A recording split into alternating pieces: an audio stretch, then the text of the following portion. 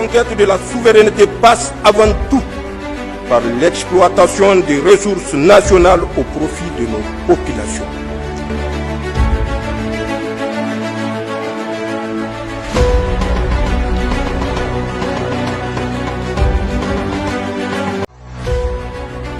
La conquête de la souveraineté passe avant tout par l'exploitation des ressources nationales au profit de nos populations.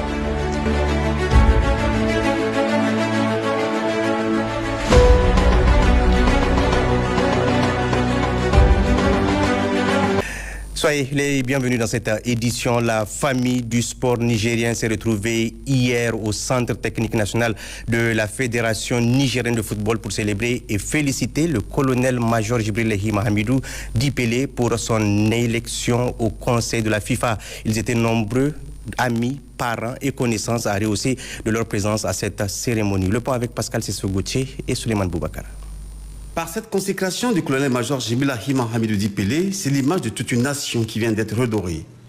En effet, le président de la FENIFOOT vient de frapper en pleine lucarne et se hisse dans ce cadre très restreint de l'élite mondiale du football. L'on se rappelle qu'à la veille de ce challenge, il a été reçu par le président du Conseil national pour la sauvegarde de la patrie, CNSP, lequel se disait confiant pour une probable brillante élection de ce digne fils du Niger. Et c'est avec une grande humilité que le désormais représentant de la Confédération africaine de football au Conseil de la Fédération internationale de football association FIFA a dédié cette victoire à l'ensemble de ses concitoyens au cours de cette rupture collective qui a enregistré tous les gratins du football nigérien.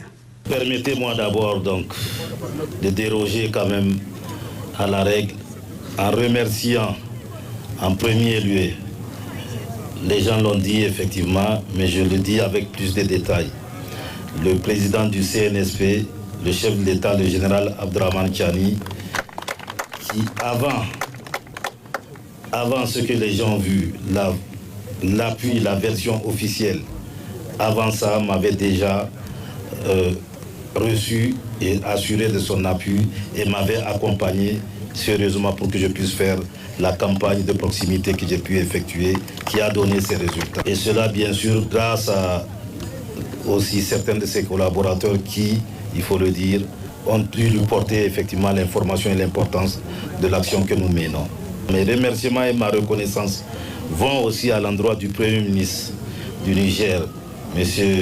Ali Maman Zen, qui, par des canaux diplomatiques, a su ôter en tout cas quelques obstacles sur notre voie. On dit que j'ai posé un acte aujourd'hui qui rend tous les Nigériens fiers. Mais sachez que tous ceux qui sont tombés sur le champ d'honneur et ceux qui sont aujourd'hui sur les fronts en train de combattre pour notre sécurité, pour notre intégrité, pour notre souveraineté, les actes qu'ils posent sont 10 fois supérieurs à ce que je viens de faire. Je suis arrivé aujourd'hui à la FIFA, c'est à l'honneur du Niger. Je le dois au Niger, je le dois aux Nigériens, je le dois au monde footballistique nigérien. Les membres du bureau exécutif de la Fédération nigérienne de football, par le biais du contrôleur général de police, Saleh Boubacar, ont magnifié leur gratitude. Et surtout cette consécration qui restera à jamais gravée dans la mémoire de tous les amoureux de cette discipline. Nous demandons à l'intention de Monsieur le ministre des Sports, au vu des énormes efforts consentis par le colonel-major Pelé, pour une meilleure visibilité de notre football, qu'il lui plaise de bien vouloir prendre la décision de baptiser le Centre technique national du nom de Centre technique national Djibril Hamidou Pelé.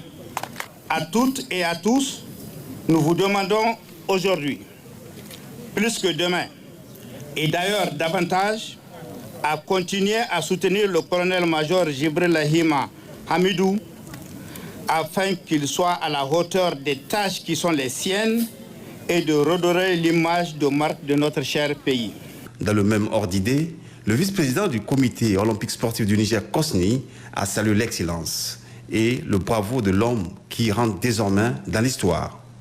En cette période de refondation nationale, le sport reste un facteur de cohésion sociale, un moyen de mobilisation et de visibilité. Je vous exhorte donc au travail, à la persévérance pour hisser haut le drapeau de notre pays, comme vient de le faire notre compatriote, j'ai nommé Pelé. C'est donc une nouvelle page qui se tourne pour le football nigérien par le truchement du colonel-major Jibila Hima-Hamidou Di Pelé, qui certainement aura un regard particulier en ce qui se passe dans son pays et défendre l'Afrique s'il s'avère nécessaire au summum de l'instance internationale. Cérémonie de remise de prix et bourse d'études hier à Niamey aux lauréats du concours Math Elite Challenge, un concours initié par l'ambassade de Chine au Niger sous le parrainage du ministère en charge de l'éducation nationale pour susciter l'engouement des élèves à la mathématique. C'était notamment en présence du secrétaire général du ministère en charge de l'enseignement supérieur. Jocelyne Amoussou et Asko Jibrilla pour le compte-rendu. Film court-métrage sur la technologie de la Chine pour démarrer en beauté cette cérémonie de remise de prix aux lauréats du concours Math Elite Challenge et surtout les galvanisés. Un concours initié par l'ambassade de Chine au Niger sous le parrainage du ministère en charge de l'éducation nationale à l'occasion de la Journée internationale de mathématiques. Les participants de 8 régions ont fait preuve de courage, d'intelligence et de détermination.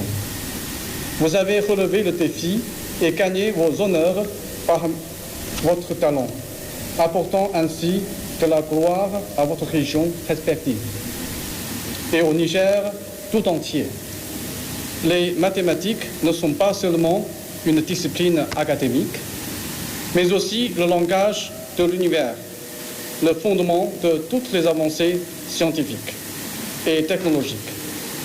Depuis l'Antiquité, la Chine a réalisé de brillantes réalisations en mathématiques. Ce qui est encore plus important, c'est le patriotisme des scientifiques chinois. Ils se sont consacrés de génération en génération à cette cause. Beaucoup d'entre eux ont renoncé à des conditions de vie confortables à l'étranger et sont retournés dans leur pays avec détermination. Si les scientifiques chinois peuvent le faire, vous, les lauréats nigériens, ici, pouvez le faire aussi.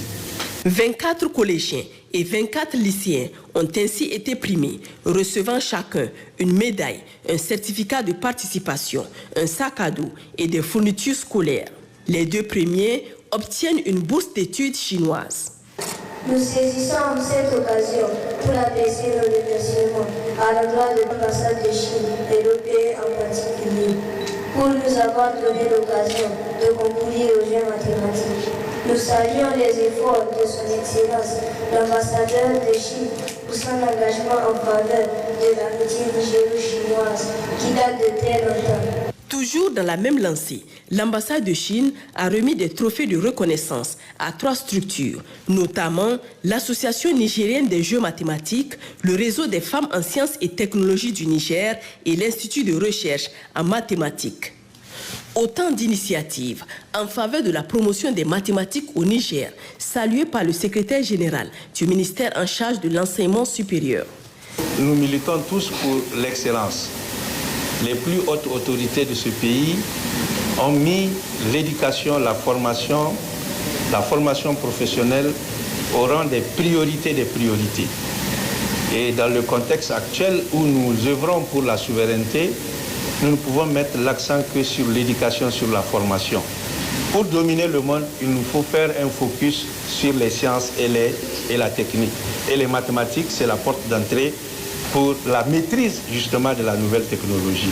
Autre instant ayant marqué les esprits, la remise de témoignages de satisfaction à l'ambassadeur de Chine au Niger par l'Organisation pour la promotion de l'excellence OPEP et la remise par l'ambassade de Chine de pandas enjoués à 6 lauréats. Le panda, animal qui est un trésor en Chine, représentant un symbole d'équilibre entre la force et la sagesse. À Difa, le préfet du département de Méné-Soroa a réceptionné hier après-midi la contribution de la population du groupement Peul de Foulatari pour appuyer le fonds de solidarité pour la sauvegarde de la patrie. Le point avec Amadou Hassan et Kabir Abdou. C'est la devanture du palais du chef de groupement Peul de Foulatari, l'honorable Lamido Amadou Kanta, qui a servi de cadre à la tenue de cette cérémonie de remise des fonds au profit des fonds de solidarité pour la sauvegarde de la patrie d'une part et d'autre part pour soutenir le téléthon de la lutte contre le décès maternel et infantile. Je vais profiter de cette cérémonie pour remettre notre modeste contribution au fonds de solidarité pour la sauvegarde de la patrie, pour une somme de 400 000 francs CFA et une somme de 300 000 francs pour permettre à nos mères, à nos femmes, à nos sœurs d'accoucher sans problème pour la population de Foulatari. À la fin des assises, le président a dit que le Niger n'est pas un pays domptable et le Niger est indomptable. Et nous, population de Foulatari, nous n'allons pas accepter que le Niger soit dompté par une autre nation. Nous sommes derrière le président Chani. Cette modeste contribution de la population de Foulatari montre que vraiment la population de Foulatari n'est pas écartée. Elle ne s'est pas isolée de toute activité du CNSP. Le commandant Boubacar Hamma, préfet du département de Ménesoroa, a dans ses propos salué cette aide patriotique au Fonds de solidarité pour la sauvegarde de la patrie de la commune rurale de Foulatari. Nous tenons vraiment à vous remercier une fois de plus parce que ce n'est pas le premier geste. Au nom des plus hautes autorités de ces pays, au premier rang desquels son Excellence le général de brigade Abdourahmane Chani et son Excellence Mohamed Lamine Zen, Premier ministre, nous vous remercions infiniment de ces gestes patriotiques au nom de la communauté donc, du groupement de Foulatari. Par ailleurs, le préfet a rassuré la population que ces fonds iront acquis de droit et contribueront sans doute dans le cadre de la refondation de notre patrie entreprise par le CNSP. À Maradi, le gouverneur de la région, le contrôleur général de police Issoufou Maman a réceptionné 2 blocs de classe construits et équipés par un opérateur économique au profit des élèves de l'école Matasangobé dans le 1er arrondissement communal de Maradi. Le point avec Maria Maketa et Nafu Elhaji. C'est en réponse au plaidoyer de la coalition des associations syndicats ONG pour une éducation pour tous, ASSO EPT, qui est de 0 classe en paillotte de la ville de Maradi, que l'école Matasangobé dans le 1er arrondissement communal vient d'être dotée d'infrastructures éducatives. Il s'agit de 2 blocs de classe construits en matériaux définitifs et entièrement équipés, offerts gracieusement par un opérateur économique de la région en la personne de Elhaji Nassalé, un geste qui est le premier et loin d'être le dernier selon le généreux donateur. C'est suite à l'appel des syndicats, donc des enseignants, et suite à leur projet de classe par l'État dans la ville de Maradi. Nous avons commencé donc à construire et Inch'Allah, donc ça c'est un début. Une action appréciée à sa juste valeur par le gouverneur de la région. J'aimerais au nom des plus hautes autorités de notre pays et de toute la communauté scolaire de la région de Maradi lui exprimer toute notre gratitude et le témoigner. Nous sommes dans une dynamique de refondation et dans un pays où tout est prioritaire. Malgré les efforts consentis par l'État du Niger, nous avons besoin des dignes fils de ce pays pour accompagner cette dynamique. Le contrôleur général de police, Issoufou Maman, a exhorté les bonnes volontés à emboîter le pas à ce digne fils du tiroir pour qu'à Maradi, il n'y ait plus de classe en paillotte. Aux acteurs de l'éducation à qui il a remis les clés, notamment le directeur régional de l'éducation nationale, l'inspectrice communale 1 et le président du COGES, Issoufou Maman leur a demandé d'en prendre soin pour que ces classes servent à des générations futures. Un engagement dont ces responsables à tous les niveaux ont fait sien.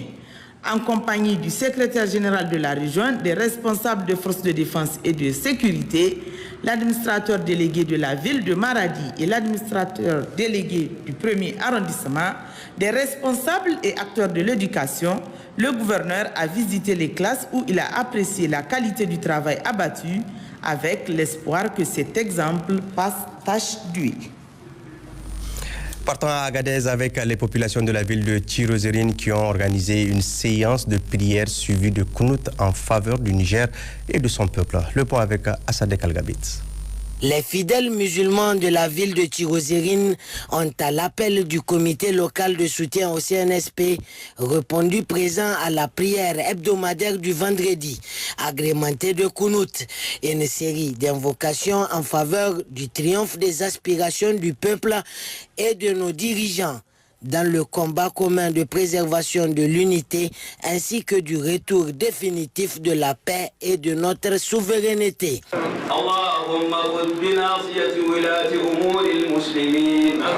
Les autorités administratives, départementales et communales devaient à leur tour encourager cette initiative du corps CNSP de Tirozérine, avec au passage l'exhortation des fidèles musulmans à multiplier de telles actions de dévotion et surtout de cultiver le patriotisme et la fraternité dans une communion parfaite des cœurs et des esprits afin que notre pays, le Niger, mais aussi le Burkina Faso et le Mali, c'est-à-dire l'AES d'une manière générale, continue à bénéficier de l'assistance divine face à nos menaces internes et externes. À Tillabéri, le gouverneur de la région a lui aussi pris part hier à une séance de lecture du Saint-Coran suivie de Fatiha organisée par l'association islamique section de Tillabéri pour que la paix, la sécurité et le bien-être demeurent au Niger. Le point avec Abdoulaye Soumana et Sadouino Ali. C'est à l'appel de Cheikh Salou Seyni, président régional de l'association islamique du Niger section de Tillabéri, que les fidèles se sont encore joints aux oulémas à la mosquée de Djouma du quartier Bagdad pour prononcer des doigts ce vendredi 14 mars 2025. Le gouverneur de la région, accompagné des secrétaires généraux de la préfecture et de la mairie, les chefs des services techniques et les responsables des forces de défense et de sécurité, est allé les encourager. Le lieutenant-colonel Mena Boukar a salué cette initiative qui vient renforcer la longue liste des énormes sacrifices consentis par les autorités administratives et coutumières, les oulémas et les populations de la région du fleuve en vue de soutenir le Conseil national pour la sauvegarde de la patrie. Le premier responsable de la région leur a exprimé toute la reconnaissance du président du Conseil national pour la sauvegarde de la patrie, chef de l'État, le général de brigade Abdourahmane Tiani, du Premier ministre, ministre de l'économie et des finances, celle du gouvernement et du CNSP. Le lieutenant-colonel Mena Boukara a émis le vœu que ces initiatives soient poursuivies et intensifiées sur l'ensemble de l'étendue de la région, particulièrement en cette période de jeûne. Cheikh Salou Seyni a exprimé toute sa satisfaction pour la mobilisation. Il a sensibilisé les oulémas et autres fidèles à se conformer aux valeurs incarnées par l'islam. Outre la série de lectures du Saint-Coran, des doigts ont été prononcés afin que le Tout-Puissant, le Miséricordieux, guide davantage nos autorités et protège le Niger et son peuple. Occasion saisie aussi par les responsables coutumiers et les oulémas pour réitérer leur engagement et leur détermination à poursuivre et intensifier les prières individuellement et collectivement pour la souveraineté et le développement des pays de l'AES en général et du Niger en particulier. Nous en venons à présent à la partie magazine de cette édition consacrée au journal de l'Alliance des États du Sahel, les nouvelles du Mali et du Burkina Faso, avec nos reporters de ces pays et aussi du Niger à travers les activités des ressortissants de la Confédération de l'AES sous la supervision de Abdoulaye Koulibaly. Très bonne réception et bonsoir.